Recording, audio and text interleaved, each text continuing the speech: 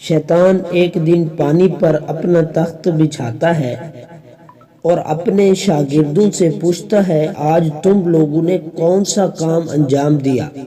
ان میں سے ایک کھڑا ہوتا ہے اور کہتا ہے کہ میں نے 2 شخصوں میں لڑائی کرا دی۔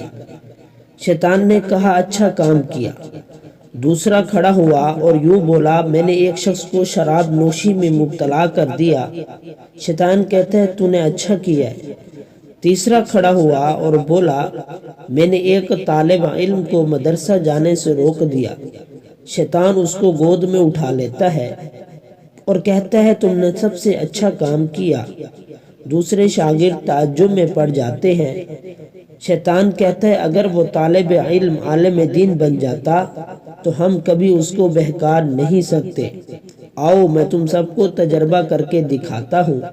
شیطان ایک گدھے کو اچھی طرح سجا کر رات کو ایک عابد کے دروازے پر جاتا ہے اور اسے کہتا ہے کہ تم نے بہت اللہ کی عبادت کی اور اللہ کو پسند آیا، میرے ساتھ فرشتوں کی جماعت ہے، اللہ نے تم کو معراج کرانے کے لیے آسمان پر بلایا ہے۔ وہ عابد خوش ہو گیا اور گدھے پر سوار ہو گیا۔ شیطان نے اس گدھے کو لے جا کر جنگل میں چھوڑ دیا۔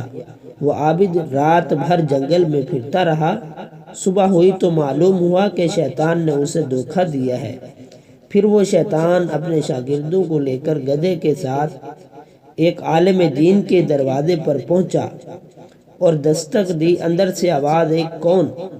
شیطان نے کہا، آپ علم دین حاصل کیے، عبادت کیے، لوگوں کو نیک راہ بتائے، اللہ کو بہت پسند آیا، آپ کو معراج کے لیے آسمان پر بلایا ہے۔ عالم دین نے کہا، تم شیطان ہو، مجھے دھوکہ دینا چاہتے ہو۔ ہمارے نبی کریم صلی اللہ علیہ وسلم کو آسمان پر بلا کر معراج کرایا، وہ بھی آخری قیامت تک اللہ تبارک و تعالیٰ کسی انسان کو آسمان پر بلا کر معراج نہیں کرائے گا۔ اتنا سننا تھا کہ شیطان وہاں سے بھاگ کھڑا ہوا اور اپنے شاگردوں سے کہا، دیکھا تم نے اس عابد کو کہ آنے وحد میں بہکا لیے، لیکن اس عالم دین کو نہ بہکا سکے۔